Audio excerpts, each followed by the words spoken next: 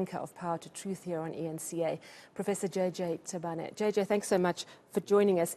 So, listening to Paul Mashatile, I mean, obviously we're speaking to his audience, which is a union, speaking about intransigent mining bosses, which I suppose is to be expected. If that was a bit of a dress rehearsal for what he might be as our deputy president, how did he do? No, I think he did very well. Remember, he has been, he had a short stint as Premier of Gauteng at some point, Minister of Arts and Culture, you know, Chairperson of Gauteng ANC. So the high office is not a strange phenomenon for him. And I think he'll handle it very well. Expect that he'll be at work. Let's start there. Because he's a heartbeat away from being president. And that's part of why this has taken so long, Sally. Because there was a very strong lobby that he shouldn't be made deputy president. And that some weaker candidate, or maybe I shouldn't say weaker, but an alternative candidate should be put in that position. Remember, in terms of the slate of Ramaphosa, he wasn't even there. Remember, there was Oscar Mabuyane. God help us that he didn't make it. But anyway, he was Oscar Mabuyane as a potential deputy president who could have possibly been a candidate now if that would have chanced, right? And so Paul was by accident, right, in that slate. That's why there was that behind-the-scenes conversation that should Ramaphosa go for it and so on. Now, Ramaphosa is not known for rocking the boat when it comes to appointments of cabinet. He is, for some reason, he's a bit nervous around firing anybody, reshuffling anyone. Ayanda Dotto has been gone since April last year. That post has been left vacant. That was an easy picking. If he wanted to promote anybody and make, even if it's just a slight cabinet reshuffle, he didn't do that. So he was not going to go now and have to explain himself. Why don't you take somebody who's your deputy in their party to make him a deputy in government? You know, it is too much, in that space of time, and also not in keeping with his track record of trying to keep things a little more stable and not rock the boat. Even now, this speculation that he may fire Nkosazana Dlamini is all speculation. We may find that he finds a reason not to do that, to say, oh, because of the party unit. In fact, there's a school of thought that says he may not fire them now, but fire them after the elections. I mean, who knows, really? Who knows? I mean, so Paul Mashatile is probably the only pretty much definite appointment. No, absolutely. President. That's it would be total surprise if he's not. He's got roots in Alex, which is, of course, as we know, a rough, tough neighbourhood. It's a neighbourhood that's been underserved for so many years. You said he's a hard worker. He's going to work. He's going to work hard. Friend or foe of Ramaphosa? Frenemy. Do you know that? Right, you know the combination? Yeah. So he can be president anytime, right? And that's not something that he wouldn't like. In other words, he is ambitious enough to want that, right? So once he's deputy and Ramaphosa is in danger, he may not be his friend all the time in terms of trying to protect him.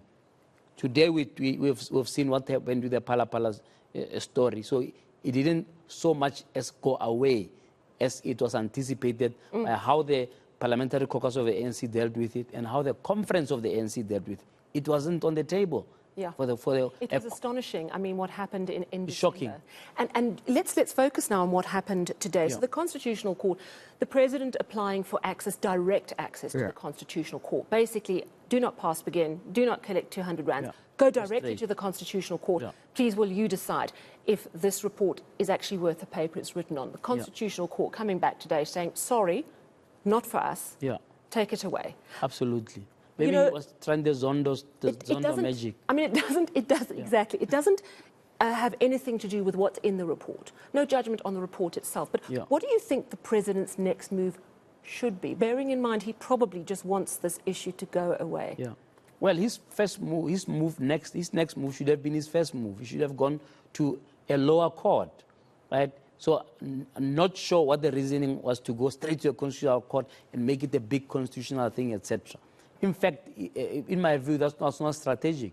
Because if you went to a lower court, let's say the High Court, right, then it means that he had two other courts still to go and, fumble his way there to try and tell us, fairy tales. Because the whole Palapala thing is a true fairy tale, you understand? You take money from a safe and put it in a sofa.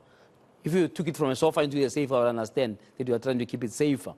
So it's all crazy, and he should have simply gone to the higher court if he thought this was it was overreaching, etc. So that when that fails, he's then able to go to the Supreme Court. When that fails, it can still go to a constitutional court. So what he did was to shoot himself in the foot, because now the opposition parties are going to have a big frenzy to say, then it must go back to the same decision that says he has a case to answer. Yeah. It's going to be very interesting, bearing in mind that some might say, well, the issue is moot because Parliament's already voted against it. But as a point of principle, he might now feel he needs to follow through. I want to ask you about Palapala. We saw the President's hand strengthened by the votes he got in December. Yes. And Palapala's kind of really has become quite muted since then. Yeah. Is it over, though? It's not over, because, remember, Parliament is just reopened. The first order of the agenda was the State of the Nation. And if you listen to that debate, not every speaker made reference to the Palapala issue, right? The fact that it is still very much on the agenda. So when Parliament now starts its business, right, you can be sure that the opposition parties are not going to let it rest. The ATM is already in court. EFF is threatening to go to court. And we know what has happened. It's not over just because Parliament has voted. This is what happened with Nkandla. That's why Palapala is a repeat of Nkandla, in that Parliament will have to be told by the court to do the right thing, right?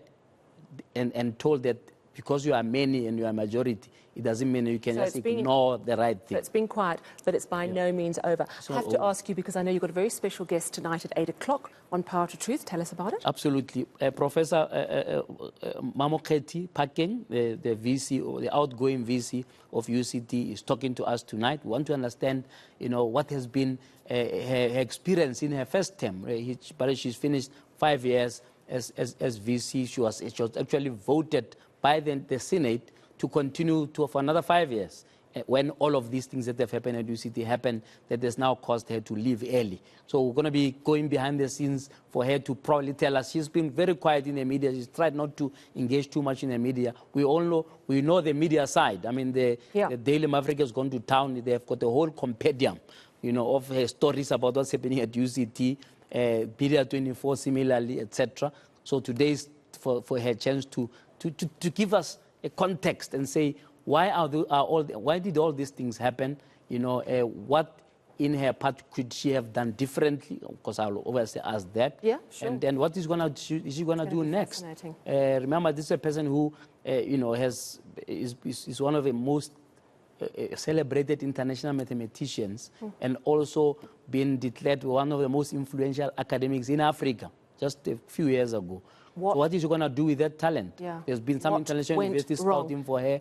Will she be picking that up? So that's what we're really waiting. Not to be missed. Yeah, absolutely. JJ, thank you so much. 8 o'clock this evening, Power to Truth with JJ. We've got